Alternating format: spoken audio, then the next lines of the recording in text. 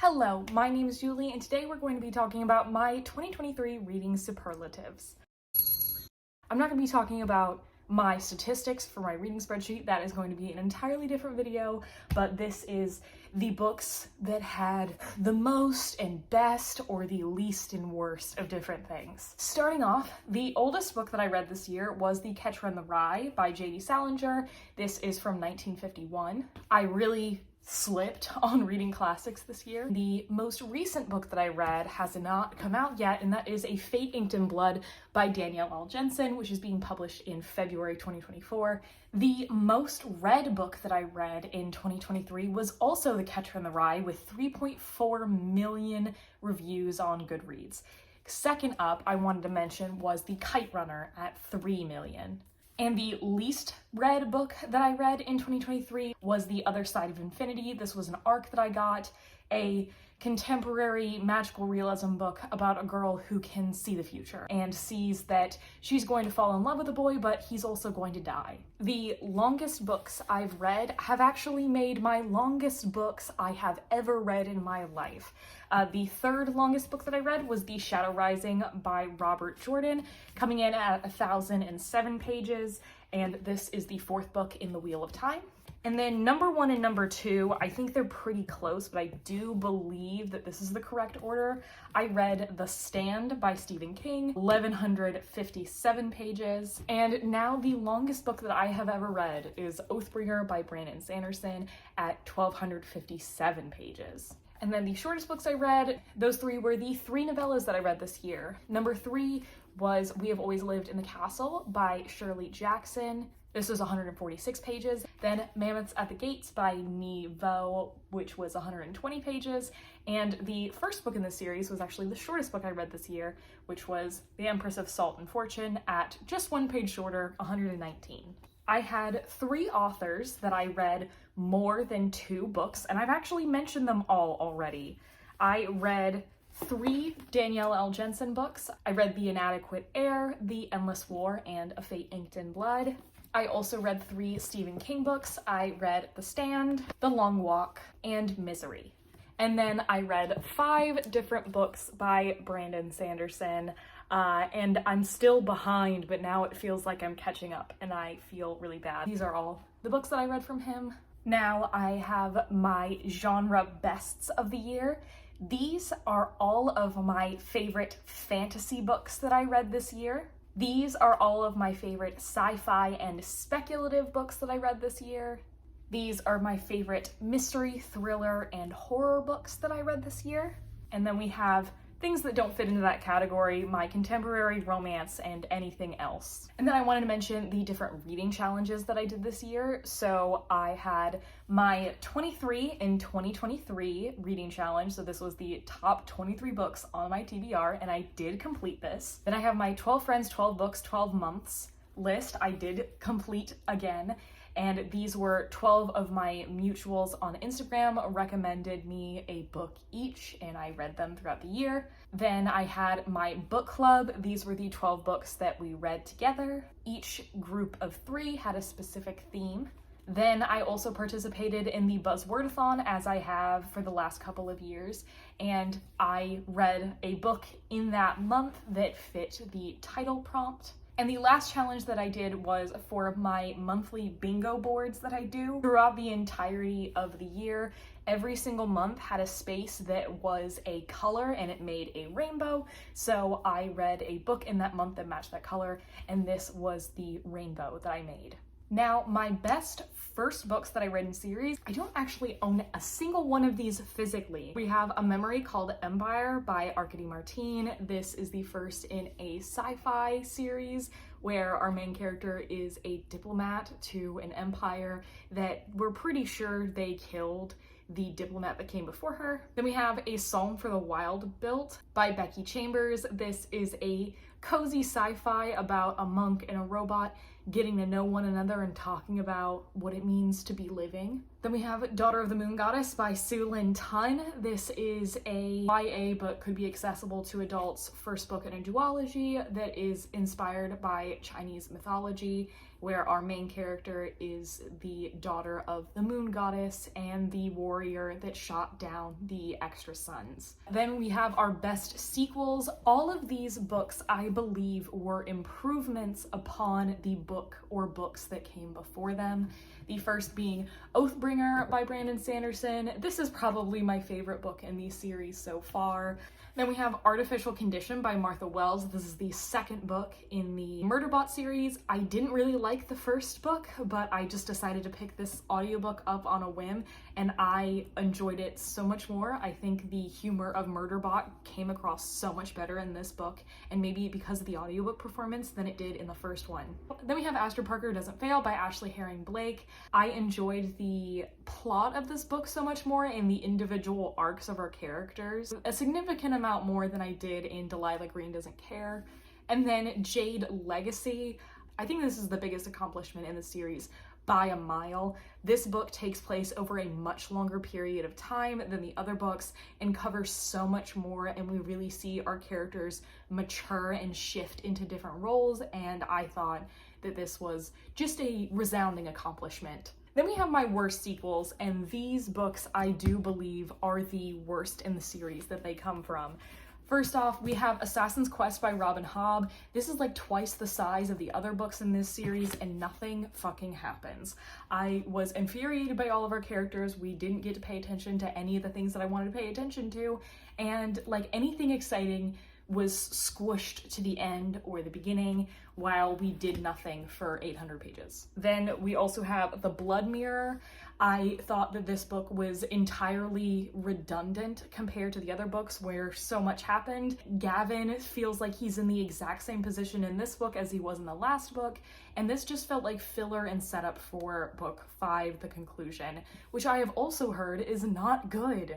And possibly the worst sequel that I read this year, mostly because of disappointment alone, is Heart of the Sun Warrior by Su Lin Tun. So we have our best first book in series and worst sequel. I've never had a series go from 5 stars to 2 stars, especially just back to back. I think this book ruined almost every single thing that I enjoyed about the first book. I thought our main character became whiny and selfish, and the way that the love interests were handled was completely immature compared to how the first book made these characters feel very mature. Then we have my best audiobooks. I have to put the Bridge Kingdom books on here again. These audiobooks are dual perspective, they have sound effects in them sometimes, and are just the way to consume these books. Then we have The Stand. I know that I own this physically, but I really did just listen to this on audio. This was such a immersive audiobook. Even though we only have one narrator, he narrates all of the different voices very well,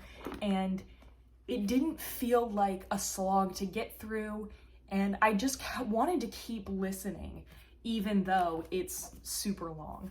Also, Don't Cry for Me. This is a contemporary or historical fiction novel about a father who is dying of cancer, and he is writing letters to his gay son who he had not accepted for basically his whole life, and he is talking about his life and not giving excuses for himself and showing all the terrible things that he did, saying that he loves his son and didn't know how to because of how he was raised. And the last of the best audiobooks, I will say Daughter of the Moon Goddess. Again, fantastically narrated audiobook that I did not want to put down. And the worst audiobook that I listened to, I actually DNF'd because of the production of the audiobook was so bad, and that is Master of Sorrows. This was mixed so poorly that at the same volume, my eardrums would be blasted out of my head and I couldn't hear what the guy was saying. The narrator would start really loud at the beginning of a sentence and then get quiet by the end of it, and that is voice acting 101. Like, I couldn't even get invested at all in the book because I was just so mad at trying to be able to hear it. Then we we have my surprises and disappointments. So for the surprises, these are all books that I thought maybe I'd give 3 stars and ended up being way up there at my favorites of the year. So I've talked about Daughter of the Moon Goddess a lot. I didn't expect to like this book and I gave it 5 full stars. A Memory Called Empire, again, I didn't really know what to think going into this, but this was just ridiculously fun and fascinating. I loved learning about the politics along with our main character. Then we also have The Very Secret Society of Irregular Witches by Sandhu Mandana. You know, when this book came out last year, I saw it and I was like, that doesn't look like something I'm interested in at all. And then we were reading cozy fantasy for my book club, and I actually read the synopsis of this and was like, wait, no, that does sound good. And I ended up smiling my face off the entire time I was reading this. Then we also have I Keep My Exoskeletons to Myself by Marissa Crane. This book I have heard absolutely 0 people talk about, and I just randomly picked up the audiobook from my library just thinking it sounded interesting. Actually, I should have put this on my favorite audiobooks as well. This is a dystopian future in which America has banned prisons, but anyone who commits a big enough crime is given a second shadow, and it essentially makes them secondary class citizens. And our main character is someone who has a second shadow, and then when her wife dies giving birth to their child, the child is given a second shadow for killing the mom. And this is about the main character grieving her wife while also trying to raise the kid. Some of my disappointments, we've already talked about Heart of the Sun Warrior. Oh my god, get out of here. And then we have Immortal Longings by Chloe Gong. I actually realized that I wanted to read Chloe Gong because she had talked about this on her social media, and the pitch of this sounded so good that I decided to pick up her other books before this came out. So I read it as an ARC, and I really didn't like this, but I don't think that's an unpopular opinion. I think there were a lot of good bones here. This is like sort of a Hunger Games, but in a Shanghai walled city where people can actually transfer their consciousness into other people's bodies, which is really cool magic system, and I like a lot of the setup. I like the setting a lot of it, but like I just didn't feel like our main characters were very well developed. Then we have Bone Shard Daughter by Andrea Stewart. This had been so highly recommended to me, but me and my friends read this for Friendathon. This was our buddy read, and all of us gave this 3 stars. I thought this was so middle of the road. There was only one of the perspectives that really grabbed my attention, and everything else felt pretty copy-paste and predictable. We also have The Glass Hotel by Emily St. John Mandel. Loved Sea of Tranquility by her last year, and I've really appreciated the longer I've gone from reading Station 11. I think if I read that now, I would love it. But this book was so boring and nothing happened. It's just about a Ponzi scheme, and the speculative element was barely there and was over-advertised. Probably the biggest disappointment for me was You Must Not Miss by Katrina Leno. This is not a popular book or anything, but I loved Summer of Salt by her, and this is a surrealist book that is about a girl who's like going through like the worst year of her life. She comes up with her own world, this place called Near, that she decides is more important than her real life. And I just didn't think that a lot of the surrealist elements of this really landed, and I didn't think I really got the point, and it wasn't the message that I was really looking for. Now we're going to talk about the overhyped and underhyped books of the year. So if you're talking about the number of times that this book has been read, I think the most overhyped books are It Ends With Us by Colleen Hoover. This is about a woman realizing she's in an abusive relationship. The themes around the abusive relationship are really good, but anything that was filler around that was so glaringly like weird and bad that like this is just a 3-star middle of the road, and I don't get the hype. Other than that, we've got Icebreaker, which is also way too read, way too loved. This is a romance between a figure skater and a hockey player. This book has also been massively mismarketed. This is not an enemies to lovers. This is not a forced proximity. I don't know what these people are talking about. and it says it is a cute, fluffy comfort book. It's not. This is like a very steamy romance. I would not call it fluffy at all. It goes on for way too long, and it's just bad, and I will never trust Book Talk ever again. Sorry. And when it comes to underhyped of number of ratings, I am going to say I keep my exoskeletons to myself again. Nobody's reading this book, and I think it's freaking fantastic. This only has 3,500 reviews, and I think that absolutely needs to change. When it comes to star rating, overhyped and underhyped. When it comes to overhyped, these are books that are rated way too high. First up is Fourth Wing, is the most popular book of the year, and I don't understand why. It is okay. There were a lot of things that I did like about this book, but there were just as many things that bothered me. I would read my full review on this because I go into very specific detail about things I didn't like about it. And we also have The Serpent and the Wings of Night by Carissa Broadbent. This has been taking the fantasy romance side of the book internet by storm. This is vampires, but in a fantasy setting. Our main character was raised by a vampire king, even though she's a human, and she is doing this set of trials so that she can ask a wish of the goddess of death. There were some good bones here, but I don't think it executed on anything really strongly. Then we also have Our Violin Ends, again by Chloe Gong. I don't think that this book was nearly as strong as book one. Because it's a sequel, it does have a higher rating than book one. That's just how sequels work. But I just think that all of the stakes were kind of gone in this book compared to the first one. Partially, where did the fantasy plot go? On the other hand, it kind of just felt like a step down. And then when it comes to underhyped in terms of star rating, the first I'm going to talk about is Leave the World Behind by Rumaan Alam. This is a pretty controversial book, or whether you like it or not. You either love it or you hate it. It was just turned into a movie. This is an apocalyptic novel where it looks at everything but the apocalypse. I think that's really important to know before going into that, because I think if you don't, you're going to be really disappointed. But I thought that this was great. I read this for my lowest rated books on my TBR vlog, and I thought it was fantastic. And also The Writing Retreat by Julia Bartz. This is like my favorite thriller that I read this year, and I read it for my vlog where I read books by Julie's and Julia's. Please watch that for my full thoughts, because I knew that this was going to be a 5-star. It's about a bunch of women who go to a writing retreat with a very famous author, and all are put in essentially in a competition where they have to write a certain page count a day and have to finish a novel, and they will get kicked out if they don't. This is just like a perfect intersection of thriller and horror to me, and I loved our main character and the journey she goes on, trying to navigate how her former best friend is also in this competition, and the loss of that friendship that was also kind of leaning on something more than that.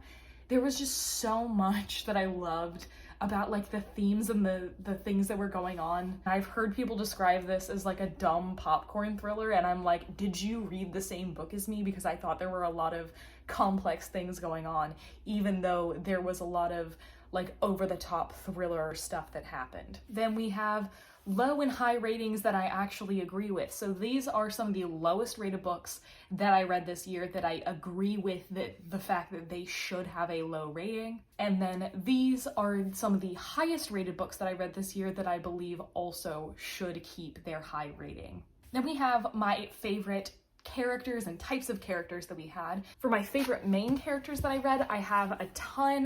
The Last True Poets of the Sea by Julia Drake is one of them. I really loved our main character and her journey trying to really find herself in a difficult part of her life. This is like the perfect YA coming of age to me.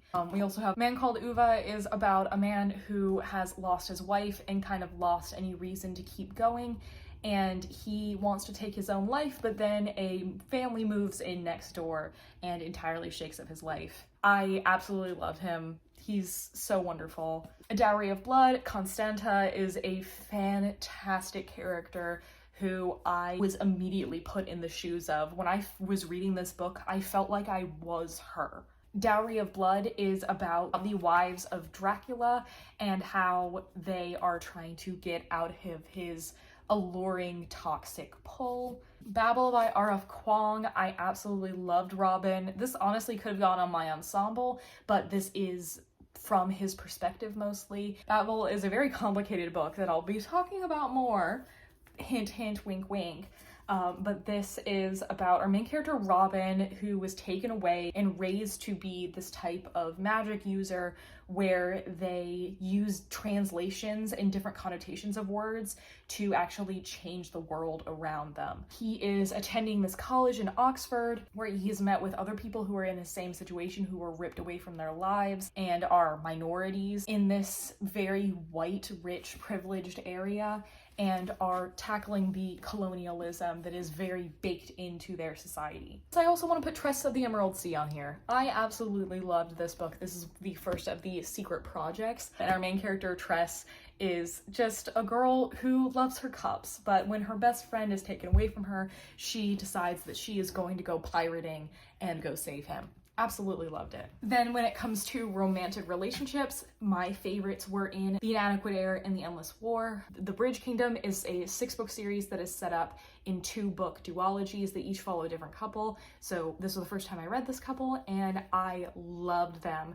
I don't think the plot was as strong in these books as the first 2 books, but the relationship is just as good, if not better. And I think that these two, specifically Karis, I don't think is the very typical male love interest in a fantasy book, which I really liked. I also loved Lease on Love by Fallon Ballard. These 2 characters become roommates and they aren't each other's type, but they fall for each other anyway.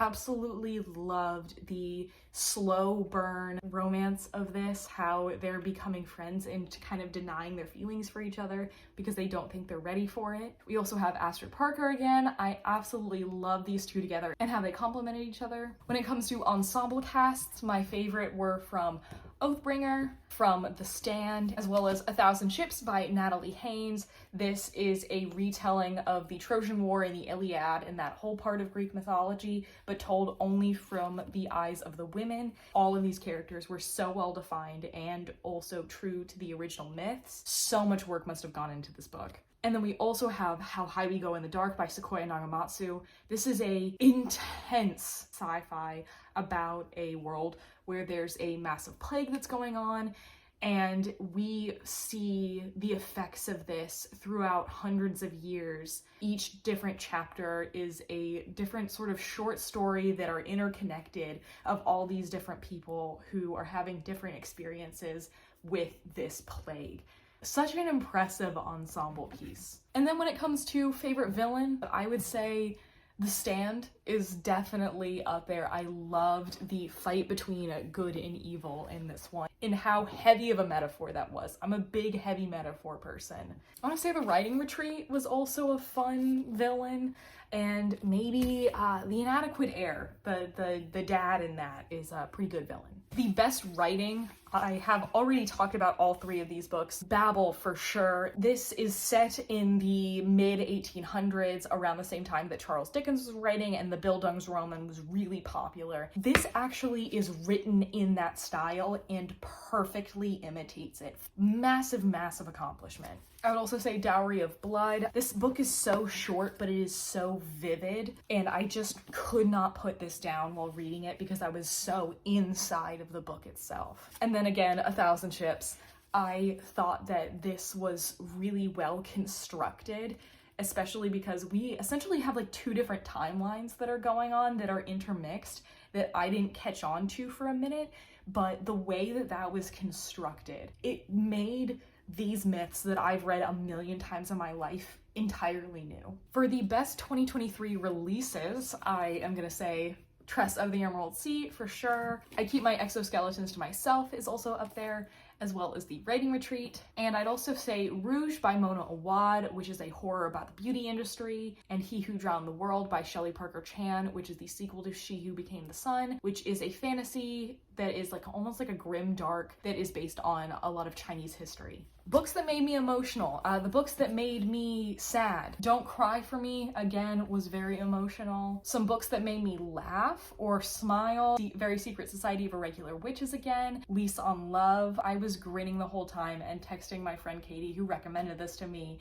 just like, this is so cute, the whole time. And also Howl's Moving Castle, which I read with my book club for our Cozy Fantasy again. I just had such a good time with this. I've never watched the movie. I still have yet to, and I'm going to, I swear. This reminded me of why I loved reading so much as a kid and how those books made me feel. Books that made me cry and smile. Man Called Ova, for sure. This is a roller coaster of emotions. Like, you will go from wanting to cry your eyes out to laughing your ass off within a couple of pages. I will also say Last True Poets of the Sea also had a very good balance of emotional and humor. Books that made me startled or upset or scared, anything in that vicinity. The Long Walk by Stephen King has such a good sense of dread throughout it. And Misery, some of the violence in here I did not fully expect the extent of, which maybe I should have. How High We Go in the Dark I mentioned before. Some of the things that happen at the very beginning of this book are ridiculously upsetting. I don't want to recommend this book to other people, even though I loved it, because of that. Massive trigger warnings. This is the most upsetting book that I read this year by possibly a mile. I think the biggest accomplishment of reading a book that I had was The Stand. I have had this on my shelf forever. It is such an intimidating book, and people say it's intimidating, but once I actually started listening to it, it wasn't intimidating at all, and I'm so glad that I got it off of my shelf. The book that I pushed on the most people, the book that I told the most people to read. Of the books that I've read in 2023, I think that's gotta be The Writing Retreat. I think I've recommended this to quite a few people on Instagram, but also for my readathon freezathon, several people had picked this up because I put this on my favorite. So if we're talking about literally getting the most people to read it, probably this one. Then we have the most crowd-pleasing books that I read. So these are the books that I will most blanket recommend to a bunch of different people. Man Called Ova, of course. I think that a lot of people would get a lot out of it. Also, Wrong Place, Wrong Time. This is a sci-fi mystery about a woman who sees her son murder a man that she's never seen, and then she keeps waking up the day before and the day before that and the day before that, and she is living her life in reverse, living different parts of her life, trying to pick up the clues of why her son killed this man. And I loved the way that the story progresses, and I think the messages I would be able to recommend to just about anyone, and they'd appreciate it. And then we have the books that I loved but aren't crowd-pleasing. I would hesitate to recommend them for one reason or another. We've talked about The Writing Retreat. This is really controversial. Like, people either love this book or they hate it, so I hesitate to recommend that. But it is the book that I've pushed on the most people, apparently. Dowry of Blood, for some reason, even though this has gotten such high reviews, I feel like this book is so specific to me as a person that I don't know what people would actually like this book. How High We Go in the Dark, I mentioned before. Very hesitant to recommend this if you have not looked at the trigger warnings. And then we have my worst books of the year. These are the books that I have hated the most. I'm not going to be talking about my best books of the year. You are going to have to wait till the end of the year for that video where I will be talking about my top 10 books of the year plus any honorable mentions. But my worst books of the year. The Pallbearers Club by Paul Tremblay. I did not get this book at all. It kind of sets itself up as like a vampire book, but just not a lot happens, and I didn't understand the direction or what this book was supposed to be. The Invisible Hours by Alice Hoffman. I thought that this book was like self-insert fan fiction for a dead author. It was really weird. There was a lot of setup that I could have really loved, but I just thought this book was laughable. Ariadne by Jennifer Saint. I thought that this book took the myth of Ariadne and made it fucking boring. I love Ariadne as a character in Greek mythology, and I think she's one of our like strong female protagonists that we have, who really goes after what she wants, and this made her such a boring character, and I did not understand why this book was written at all. Again, we have Icebreaker. I think this book needed 8 different editors. The pacing was all wrong. This book was way too long. This gave me so many icks. It was beyond belief, particularly the epilogue. If you want an idea of the icks, they do the nasty in a bathroom at a bar when he is in his Halloween costume dressed as Gru from Despicable Me. That's just the icing on top of the cake. Like, that's not even the worst of it, but that's the least spoilers I can give you.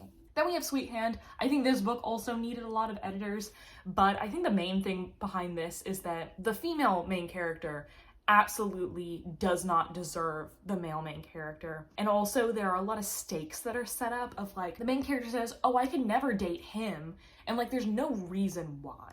Then by far the worst books that I read this year, A Crown of Ivy and Glass by Claire Legrand. I loved Claire Legrand in the past, but this book was so boring, so annoying, so long.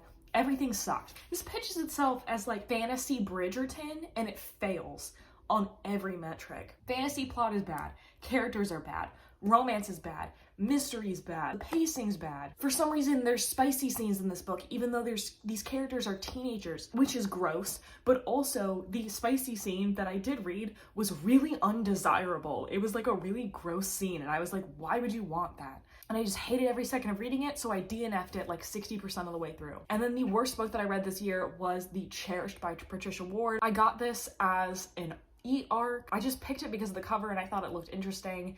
And yeah, this is, I think, now the lowest rated book I have ever read. This book is actually offensive. On top of being poorly plotted, having bad characters and everything, it's just actually offensive the way that our main character views other people. And it is not like a historical fiction where a character learns her lesson. This is just her actual thoughts. She calls someone a Nazi. The way that she talks about brown people is not super complimentary.